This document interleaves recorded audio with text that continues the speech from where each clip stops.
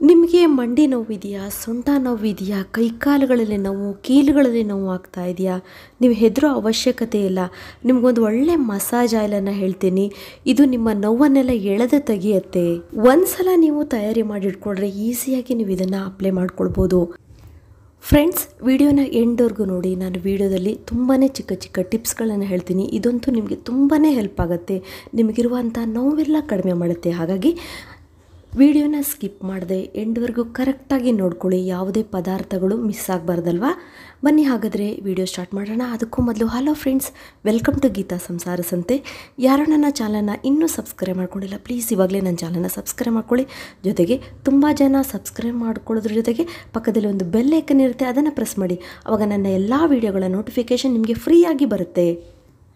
ಹಾಗಾದರೆ ಬನ್ನಿ, ಮೊದಲು ಯಾವ ಪದಾರ್ಥ ಬೇಕು ಈ ಮನೆ ಮದ್ದನ್ನು ಮಾಡಲಿಕ್ಕೆ ಅಂತ ಹೇಳ್ತೀನಿ ನೋಡಿ. ಇಲ್ಲಿ ನಾನು ಎಳ್ಳೆಣ್ಣೆನ ತೊಗೊಂಡಿದ್ದೀನಿ ನೋಡಿ. ಎಳ್ಳೆಣ್ಣೆ ನಿಮಗೆ ಮಾರ್ಕೆಟಲ್ಲಿ ಅಂಗಡಿಲಿ ಸಿಗುತ್ತೆ. ಇಲ್ಲಿ ನಾನು 100 ಗ್ರಾಮ್ ಆಗುವಷ್ಟು ಎಳ್ಳೆಣ್ಣೆನ ತೊಗೊಂಡಿದ್ದೀನಿ. ಎಲ್ಲ ಎಣ್ಣೆಗಳಿಗಿಂತ ಈ ಎಳ್ಳೆಣ್ಣೆ ನಮ್ಮ ಮೂಳೆಗಳಿಗೆ ತುಂಬಾ ಒಂದು ಬಲವನ್ನು ಕೊಡುತ್ತೆ.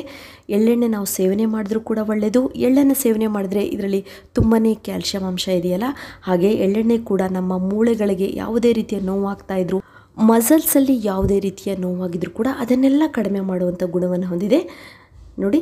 ಇವಾಗ ನಾವು ಸ್ಟವನ್ನು ಸಿಮ್ಮಲ್ಲಿ ಇಟ್ಕೊಂಡಿದ್ದೀವಿ. 100 ಗ್ರಾಮ್ ಆಗುವಷ್ಟು ನಾನು ಎಳ್ಳೆಣ್ಣೆನ ಒಂದು ಪಾತ್ರೆಗೆ ಹಾಕ್ಕೊಂಡಿದ್ದೀನಿ. ನಾವು ಯಾವುದೇ ರೀತಿಯ ಪೇನ್ ರಿಲೀಫ್ ಆಯಿಲನ್ನು ತಯಾರಿ ಮಾಡ್ಕೊಳ್ಬೇಕಾದ್ರೆ ಈ ಎಳ್ಳೆಣ್ಣೆ ತುಂಬಾ ಮುಖ್ಯ ಆಗಿರುತ್ತೆ.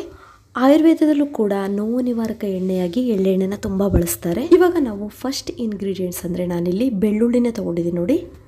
ನಾನಿಲ್ಲಿ ಒಂದು 20 ಎಸಳು ಬೆಳ್ಳುಳ್ಳಿನ ತೊಗೊಂಡಿದ್ದೀನಿ. ಬೆಳ್ಳುಳ್ಳಿ ಉಷ್ಣವನ್ನು ಕ್ರಿಯೇಟ್ ಮಾಡುವಂಥ ಪದಾರ್ಥ ಆಗಿದೆ. ಹಾಗಾಗಿ ಯಾವುದೇ ರೀತಿಯ ನೋವು ಆಗ್ತಾ ಇದ್ರೂ ಕೂಡ ಆ ನೋವನ್ನು ಕಡಿಮೆ ಮಾಡುತ್ತೆ. ಅಲ್ಲಿ ಸೆಳೆತಾ ಇರುತ್ತೆ, ಎಳಿತಾ ಇರುತ್ತಲ್ಲ, ಅದನ್ನೆಲ್ಲ ಕಡಿಮೆ ಮಾಡುತ್ತೆ. ನೆಕ್ಸ್ಟ್ ನಾವು ಶುಂಠಿನ ತೊಗೊಂಡಿದ್ದೀನಿ. ನಾನಲ್ಲಿ 2 ಇಂಚು ಶುಂಠಿಯನ್ನು ಚಿಕ್ಕದಾಗಿ ಕಟ್ ಮಾಡಿ ಇಟ್ಕೊಂಡಿದ್ದೀನಿ ನೋಡಿ. ಈ ಶುಂಠಿಯಲ್ಲಿ ಆ್ಯಂಟಿ ಇನ್ಫ್ಲಮೇಟರಿ ಪ್ರಾಪರ್ಟೀಸ್ ಇದೆ. ಹಾಗಾಗಿ ಇದು ಪೇಯ್ನನ್ನು ರೆಡ್ಯೂಸ್ ಮಾಡೋದ್ರ ಜೊತೆಗೆ ಯಾವುದೇ ರೀತಿಯ ಇನ್ಫ್ಲಮೇಷನ್ ಆಗಿದ್ರೆ ಅದನ್ನು ಕೂಡ ಕಡಿಮೆ ಮಾಡುತ್ತೆ. ಒಂದು ವೇಳೆ ತುಂಬಾ ಬಾವು ಬಂದು ಅಲ್ಲಿ ನೋವು ಆಗ್ತಾ ಇದ್ದರೆ ಆ ಬಾವನ್ನು ಕಡಿಮೆ ಮಾಡುವಂಥ ಗುಣ ಅಂದರೆ ಊತ ಅಂತೀವಲ್ಲ, ಅದನ್ನು ಕಡಿಮೆ ಮಾಡುತ್ತೆ. ಇವಾಗ ನೋಡಿ, ಇವೆರಡು ಚೆನ್ನಾಗಿ ಫ್ರೈ ಆಗಬೇಕು. ಸ್ವಲ್ಪ ಹೊತ್ತು ನಾವು ಇದನ್ನು ಫ್ರೈ ಮಾಡ್ಕೊಳ್ಳೋಣ. ಇನ್ನು ಕೆಲವೊಮ್ಮೆ ಮಂಡಿ ನೋವು ಮತ್ತು ಸೊಂಟ ನೋವು ಬರಲಿಕ್ಕೆ ಮುಖ್ಯ ಕಾರಣ ಅಂದರೆ ನಮಗೆ ವಯಸ್ಸಾದ ಹಾಗೆ ಬರುತ್ತೆ. ಕೆಲವೊಮ್ಮೆ ಮೂಳೆಗಳಲ್ಲಿ ಸೌಕ್ಲಿ ಉಂಟಾದರೂ ಬರುತ್ತೆ. ಈ ಮಂಡಿ ನೋವು ಚಿಕ್ಕ ವಯಸ್ಸಿನಲ್ಲೂ ಬರುತ್ತೆ ಮತ್ತು ನಮ್ಮ ದೇಹದಲ್ಲಿ ನ್ಯೂಟ್ರಿಯೆಂಟ್ಸ್ಗಳ, ವಿಟಮಿನ್ಸ್ಗಳ ಕೊರತೆ ಆದರೂ ಬರುತ್ತೆ. ವಿಡಿಯೋ ಎಂಡಲ್ಲಿ ನಿಮಗೆ ಒಂದು ಒಳ್ಳೆ ಟಿಪ್ಸನ್ನು ಹೇಳ್ತೀನಿ ನೋಡಿ. ದೇಹದ ತೂಕ ಜಾಸ್ತಿ ಆದರೂ ಬರುತ್ತೆ. ಹಾಗಾಗಿ ನಾವು ತೂಕವನ್ನು ಕೂಡ ಕಡಿಮೆ ಮಾಡ್ಕೊಳ್ಬೇಕು. ಫ್ರೆಂಡ್ಸ್, ಇವಾಗ ಇವೆರಡು ಚೆನ್ನಾಗಿ ನೋಡಿ ಸ್ವಲ್ಪ ಫ್ರೈ ಆಗಿದೆ. ಇವಾಗ ನಾವು ಒಂದು ಚಿಕ್ಕ ಈರುಳ್ಳಿನ ಚಿಕ್ಕದಾಗಿ ಹೆಚ್ಕೊಂಡಿದ್ದೀವಿ, ಅದನ್ನು ಕೂಡ ಇದಕ್ಕೆ ಸೇರಿಸೋಣ. ಈರುಳ್ಳಿಯಲ್ಲಿ ಸಲ್ಫರ್ ಎನ್ನುವ ಅಂಶ ಇದೆ. ಇದು ಕೂಡ ನೋವನ್ನು ಕಡಿಮೆ ಮಾಡುತ್ತೆ. ಯಾವುದೇ ರೀತಿಯ ನೀ ಪೇನ್, ಜಾಯಿಂಟ್ ಪೇನ್ ಆಗಿದ್ರು ಅದನ್ನೆಲ್ಲ ಕಡಿಮೆ ಮಾಡುತ್ತೆ. ಸೊಂಟ ನೋವಿಗಂತೂ ತುಂಬ ಚೆನ್ನಾಗಿ ಈರುಳ್ಳಿ ಕೆಲಸ ಮಾಡುತ್ತೆ. ನೀವು ಈರುಳ್ಳಿ ಸೇವನೆ ಮಾಡಿದ್ರೂ ಕೂಡ ತುಂಬ ಒಳ್ಳೆಯದು. ಇವಾಗ ನೋಡಿ, ಇದು ಕೂಡ ಫ್ರೈ ಆಗ್ತಾ ಇದೆ. ನೆಕ್ಸ್ಟ್ ನಾವು ಇದಕ್ಕೆ ಒಂದು 30 ಲವಂಗವನ್ನು ಸೇರಿಸೋಣ. ಲವಂಗವಂತೂ ನೋವನ್ನು ಕಡಿಮೆ ಮಾಡುವಂಥ ಗುಣವನ್ನು ಹೊಂದಿದೆ. ಯಾವುದೇ ರೀತಿಯಿಂದ ತುಂಬ ದಿನಗಳಿಂದ ಆರ್ಥ್ರೈಟಿಸ್ ಪ್ರಾಬ್ಲಮ್ ಇದ್ದರೂ ಕೂಡ ಅಂಥವರು ಕೂಡ ಈ ಲವಂಗ ನೋಡಿ, ನಾವು ಈ ರೀತಿ ಎಣ್ಣೆ ತಯಾರಿ ಮಾಡ್ತಿದ್ದೀವಲ್ಲ, ಇದನ್ನು ನೀವು ಅಪ್ಲೈ ಮಾಡ್ತಾ ಬನ್ನಿ. ನಿಮಗಿರುವ ನೋವೆಲ್ಲ ಕಡಿಮೆ ಆಗುತ್ತೆ. ಅಷ್ಟು ಚೆನ್ನಾಗಿ ಇದು ಕೆಲಸ ಮಾಡುತ್ತೆ. ನೆಕ್ಸ್ಟ್ ನಾವಿಲ್ಲಿ ಒಂದು 2 ಇಂಚ್ ಆಗುವಷ್ಟು ಚಕ್ಕೆಯನ್ನು ತೊಗೊಂಡಿದ್ದೀವಿ ನೋಡಿ. ಚಕ್ಕೆ ಕೂಡ ನೋವನ್ನು ಕಡಿಮೆ ಮಾಡುವಂಥ ಗುಣವನ್ನು ಹೊಂದಿದೆ. ಇವಾಗ ಇವೆಲ್ಲವೂ ಚೆನ್ನಾಗಿ ಆಯಿಲಲ್ಲಿ ಚೆನ್ನಾಗಿ ಬೇಯಬೇಕು ನೋಡಿ. ಸ್ಟವನ್ನು ಮಾತ್ರ ತುಂಬಾ ಸಿಮ್ಮಲ್ಲಿ ಇಟ್ಕೊಳ್ಳಿ. ನೆಕ್ಸ್ಟ್ ನಾವು ಇದಕ್ಕೆ ಓಂಕಾಳನ್ನು ಹಾಕೊಳ್ಳೋಣ. ಓವಿನ ಕಾಳು ಅಥವಾ ಓಂಕಾಳು ಅಂತ ಹೇಳ್ತಾರೆ. ಇದನ್ನು ಅಜ್ವಾನ ಅಂತಲೂ ಕರೀತಾರೆ. ಇದಂತೂ ನೋವಿಗೆ ರಾಮಬಾಣವಾಗಿ ಕೆಲಸ ಮಾಡುತ್ತೆ. ಯಾವುದೇ ರೀತಿಯ ಮಸಲ್ಸ್ ಪೇನ್ ಆಗಿದ್ರೆ, ಅದರಲ್ಲೂ ಮಂಡಿ ನೋವಿಗೆ ತುಂಬ ಒಳ್ಳೆಯದು. ನೀವು ಈ ಎಣ್ಣೆನ ಚೆನ್ನಾಗಿ ಮಂಡಿ ನೋವಿಗೆ ಅಪ್ಲೈ ಮಾಡಿದ್ರೆ ಅಲ್ಲಿ ಹೀಟ್ ಕ್ರಿಯೇಟ್ ಆಗುತ್ತೆ. ನೋವಿನಿಂದ ಯಾವುದೇ ರೀತಿಯ ಗಂಟುಗಳಾಗಿದ್ರೂ ಕೂಡ ಆ ಗಂಟೆಲ್ಲ ಕರಗುತ್ತೆ. ಕೆಲವೊಮ್ಮೆ ನೀವು ಸೊಂಟ ನೋವಾದಾಗ ಸಣ್ಣ ಸಣ್ಣ ಗಂಟಾಗಿರುತ್ತೆ, ನೋವಿನ ಗಂಟು ಅಂತ ಹೇಳ್ತೀವಿ. ನೀವು ಈ ರೀತಿಯ ಆಯಿಲನ್ನು ಮಾಡಿ ಅಲ್ಲಿ ನೀವು ನಿಧಾನವಾಗಿ ಮಸಾಜ್ ಮಾಡಿದ್ರೆ ಆ ಗಂಟೆಲ್ಲ ಕರಗಿಬಿಡುತ್ತೆ. ಅಂದರೆ ಅಲ್ಲಿ ಚೆನ್ನಾಗಿ ಬ್ಲಡ್ ಸರ್ಕ್ಯುಲೇಷನ್ ಆಗುತ್ತೆ. ಒಂದು ವೇಳೆ ನಿಮಗೆ ಮಸಲ್ಸ್ ಪೇನ್ ಬರ್ತಾ ಇದ್ದರೆ, ಮಸಲ್ಸ್ ಹಾರ್ಡ್ ಆಗಿರುತ್ತೆ, ಆ ಪ್ಲೇಸಲ್ಲಿ ಗಟ್ಟಿಯಾಗಿಬಿಟ್ಟಿರುತ್ತೆ, ಅಷ್ಟು ನೋವು ಬರ್ತಾ ಇರುತ್ತೆ, ಈ ಆಯಿಲನ್ನು ಅಪ್ಲೈ ಮಾಡಿ ಮಸಾಜ್ ಮಾಡಿ ಮಸಲ್ಸ್ ಅಥವಾ ಮಾಂಸಖಂಡಗಳು ರಿಲ್ಯಾಕ್ಸ್ ಆಗ್ತಾ ಬರುತ್ತೆ. ನಿಮಗಿರುವ ನೋವೆಲ್ಲ ಕಡಿಮೆ ಆಗುತ್ತೆ. ಕೆಲವೊಮ್ಮೆ ಕೈಕಾಲು ಉಳುಕು ಬರೋದು, ಕುತ್ತಿಗೆ ನರ ಹಿಡಿಯೋದು, ಬೆನ್ನು ಹಿಡಿದ ಹಾಗಾಗೋದು, ಬೆನ್ನು ನೋವು ಬರ್ತಾ ಇರುತ್ತೆ, ಭುಜದ ನೋವು, ತುಂಬ ದಿನಗಳಿಂದ ಯಾವುದೇ ರೀತಿಯ ಹಳೆ ನೋವಿದ್ರೂ ಕೂಡ ಅದಕ್ಕೆ ಇದನ್ನು ಅಪ್ಲೈ ಮಾಡಿ ಅಲ್ಲಿ ಒಂದು ರೀತಿಯ ಹೀಟ್ ಕ್ರಿಯೇಟ್ ಆಗಿಬಿಟ್ಟು ಬ್ಲಡ್ ಸರ್ಕ್ಯುಲೇಷನ್ ತುಂಬ ಚೆನ್ನಾಗಿ ಇಂಪ್ರೂವ್ ಆಗಿ ನೋವೆಲ್ಲ ಬೇಗ ಕಡಿಮೆ ಆಗುತ್ತೆ. ಅಷ್ಟು ಚೆನ್ನಾಗಿ ಕೆಲಸ ಮಾಡುತ್ತೆ ಫ್ರೆಂಡ್ಸ್. ನೋಡಿ ಇವಾಗ 2 ನಿಮಿಷದಲ್ಲಿ ಇದು ತಯಾರಾಗಿದೆ. ಇದನ್ನು ನಾವು ತಣ್ಣಗಾದಮೇಲೆ ಒಂದು ಏರ್ ಟೈಟ್ ಗಾಜಿನ ಬಾಟ್ಲಿಗೆ ನಾವು ಹಾಕ್ಕೊಳ್ಬೇಕು. ನೋಡಿ ಈ ಆಯಿಲನ್ನು ನೀವು ಒಂದು ಸಲ ತಯಾರಿ ಮಾಡಿಟ್ಕೊಂಡ್ರೆ ಒಂದು 5-6 ತಿಂಗಳವರೆಗೂ ಆರಾಮಾಗಿ ಇಟ್ಕೊಳ್ಬೋದು, ಹಾಳಾಗೋದೇ ಇಲ್ಲ.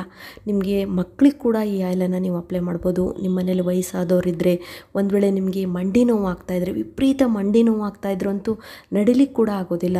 ದಿನಕ್ಕೆ ಒಂದು 2 ಸಲ ಅಪ್ಲೈ ಮಾಡಿ, ಒಂದೇ ದಿವಸದಲ್ಲೇ ನಿಮಗೆ ಕಡಿಮೆ ಆಗುತ್ತೆ. ಒಂದು ವೇಳೆ ತುಂಬ ದಿನಗಳಿಂದ ನಿಮಗೆ ಮಂಡಿ ನೋವಿದ್ದರೆ 1 ವಾರ ಅಪ್ಲೈ ಮಾಡಿ ನೋಡಿ, ಎಷ್ಟು ಬೇಗ ನಿಮಗೆ ಪರ್ಮನೆಂಟಾಗಿ ಮಂಡಿ ನೋವು ಕಡಿಮೆ ಆಗುತ್ತೆ. ಅಷ್ಟು ಚೆನ್ನಾಗಿ ಇದು ಕೆಲಸ ಮಾಡುತ್ತೆ.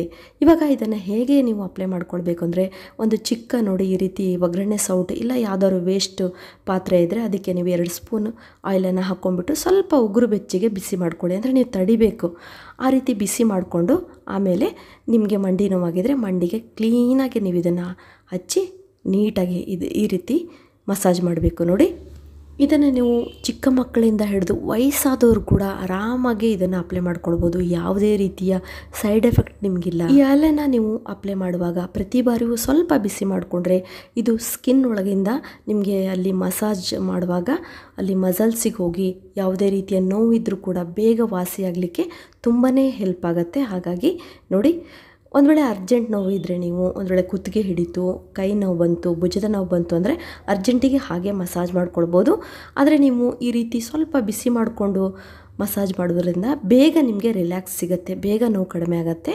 ನೋಡಿ, ಒಂದು ವೇಳೆ ಕೈ ಬೆರಳುಗಳಲ್ಲಿ ನೋವು ಬರ್ತಾಯಿದ್ರೆ, ಜಾಯಿಂಟ್ ಪೇನ್ ಬರ್ತಾಯಿದ್ರೆ, ರಿಸ್ಟ್ ಪೇನ್ ಬರ್ತಾಯಿದ್ರೆ, ಕೀಲುಗಳಲ್ಲಿ ನೋವಾಗಿದ್ರೂ ಕೂಡ ಅದೆಲ್ಲ ಕಡಿಮೆ ಆಗುತ್ತೆ. ಈ ರೀತಿಯ ಆಯಿಲನ್ನು ಅಪ್ಲೈ ಮಾಡೋದ್ರ ಜೊತೆಗೆ ಈ ಸಿಂಪಲ್ ಆದಂಥ ಒಂದು ಟಿಪ್ಸನ್ನು ಫಾಲೋ ಮಾಡಿ. ನೋಡಿ, ಈ ರೀತಿ ನೀವು ಆಯಿಲನ್ನು ಅಪ್ಲೈ ಮಾಡಿದ್ಮೇಲೆ ಸ್ವಲ್ಪ ಮಂಡಿಯನ್ನು ನೋಡಿ ಈ ರೀತಿ ಎಕ್ಸಸೈಸ್ ಮಾಡುವುದರಿಂದ, ಸ್ವಲ್ಪ ಕೆಳಗಡೆ ಒಂದು ಟವಲ್ ಈ ಥರ ಫೋಲ್ಡ್ ಮಾಡಿಟ್ಟು ಸ್ವಲ್ಪ ಕಾಲನ್ನು ಮೇಲೆತ್ತದು ಮಾಡೋದ್ರಿಂದ ನಿಮಗೆ ತುಂಬಾ ಬೇಗ ಮಂಡಿ ನೋವು ಕಡಿಮೆ ಆಗುತ್ತೆ, ಪರ್ಮನೆಂಟಾಗಿ ಕ್ಯೂರ್ ಆಗುತ್ತೆ. ಅಷ್ಟು ಚೆನ್ನಾಗಿ ಇದು ಕೆಲಸ ಮಾಡುತ್ತೆ. ನೆಕ್ಸ್ಟು ಕೆಲವೊಂದು ನ್ಯೂಟ್ರಿಯೆಂಟ್ಸ್ಗಳ ಕೊರತೆ ಇದ್ದರೂ ಕೂಡ ಮಂಡಿ ನೋವು ಬರುತ್ತಲ್ಲ, ಹಾಗಾಗಿ ಬಾಳೆಹಣ್ಣು ತಪ್ಪದೇ ತಿನ್ನಿ, ತುಂಬಾ ಒಳ್ಳೆಯದು. ಬಾಳೆಹಣ್ಣಿನಲ್ಲಿ ಮ್ಯಾಗ್ನೀಷಿಯಮ್ ಇದೆ, ಪೊಟ್ಯಾಷಿಯಮ್ ಇದೆ ಮತ್ತು ಆ್ಯಂಟಿ ಆಕ್ಸಿಡೆಂಟ್ಸ್ ಇದೆ.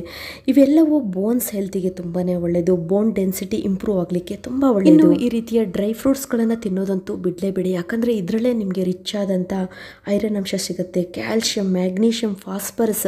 ಹಾಗಾಗಿ ನೀವು ಬಾದಾಮಿ, ಅಗಸೆ ಬೀಜ, ಶೇಂಗಾ ಬೀಜ ಮತ್ತು ವಾಲ್ನಟ್ಸ್ ಅಂತ ಸಿಗುತ್ತೆ. ಈ ರೀತಿ ಎಲ್ಲ ಡ್ರೈ ಫ್ರೂಟ್ಸ್ಗಳನ್ನು ನೀವು ಡೈಲಿ ಯೂಸ್ ಮಾಡೋದ್ರಿಂದ, ಡೈಲಿ ನೀವು ಕನ್ಸ್ಯೂಮ್ ಮಾಡೋದ್ರಿಂದ ನಿಮ್ಮ ಮೂಳೆಗಳು ಗಟ್ಟಿಯಾಗತ್ತೆ. ಅದಲ್ಲದೆ ಹಸಿರು ಸೊಪ್ಪುಗಳು, ಗ್ರೀನ್ ಲೀಫ್ ಅಂತ ಹೇಳ್ತೀವಲ್ಲ, ಇಂಥ ಸೊಪ್ಪುಗಳನ್ನು ತಿನ್ನಿ. ಅದರಲ್ಲೂ ಪಾಲಕ್ ಸೊಪ್ಪಂತೂ ತುಂಬಾ ಒಳ್ಳೆಯದು. ಇದರಲ್ಲಿರುವಂಥ ವಿಟಮಿನ್ಸ್ಗಳು, ನ್ಯೂಟ್ರಿಯೆಂಟ್ಸ್ಗಳು ನಮ್ಮ ಮೂಳೆಗಳನ್ನು ಸ್ಟ್ರಾಂಗ್ ಮಾಡುತ್ತೆ. ವಯಸ್ಸಾದರೂ ಕೂಡ ನಮ್ಮ ಮೂಳೆಗಳು ಗಟ್ಟಿಯಾಗಿ ಇರುವ ಹಾಗೆ ಮಾಡುತ್ತೆ. ಹಾಗಾಗಿ ನಾವು ಇಲ್ಲಿ ಹೇಳಿದ 3 ಪದಾರ್ಥಗಳ ಸೇವನೆ ಮಾಡಿದರೆ ನಮಗಿರುವಂಥ ನೋವೆಲ್ಲ ಬೇಗ ಕಡಿಮೆ ಆಗಲಿಕ್ಕೆ, ಬೇಗ ನಮ್ಮ ಮೂಳೆಗಳು ಸ್ಟ್ರಾಂಗ್ ಆಗಲಿಕ್ಕೆ ತುಂಬ ಒಳ್ಳೆಯದು. ಫ್ರೆಂಡ್ಸ್, ಇಷ್ಟು ಒಳ್ಳೆ ಪೇನ್ ರಿಲೀಫ್ ಆಯಿಲನ್ನು ಹೇಳಿದೆ, ಅದ್ರ ಜೊತೆಗೆ ಸಿಂಪಲ್ ಆದಂಥ ಟಿಪ್ಸನ್ನು ಹೇಳಿದೆ. ನೀವೆರಡನ್ನೂ ಫಾಲೋ ಮಾಡಿ, ನಿಮಗೆ ಇಮ್ಮಿಡಿಯೇಟಾಗಿ ನೋವೆಲ್ಲ ಕಡಿಮೆ ಆಗುತ್ತೆ, ಮತ್ತೆ ನಿಮಗೆ ನೋವು ಬರೋದೇ ಇಲ್ಲ. ಇದುವರೆಗೂ ನನ್ನ ವಿಡಿಯೋ ನೋಡೋದಕ್ಕೆ ನಿಮಗೆಲ್ಲರಿಗೂ ಧನ್ಯವಾದಗಳು. ಇದೇ ರೀತಿಯ ಉತ್ತಮ ಮಾಹಿತಿಯುಳ್ಳ ವಿಡಿಯೋಗಳಿಗಾಗಿ ನನ್ನ ಚಾನಲ್ನ ಸಬ್ಸ್ಕ್ರೈಬ್ ಮಾಡ್ಕೊಳ್ಳಿ. ಮತ್ತೆ ಭೇಟಿ ಹೋಗೋಣ ಹೊಸದೊಂದು ವಿಡಿಯೋದೊಂದಿಗೆ. Till then be happy, take care, bye.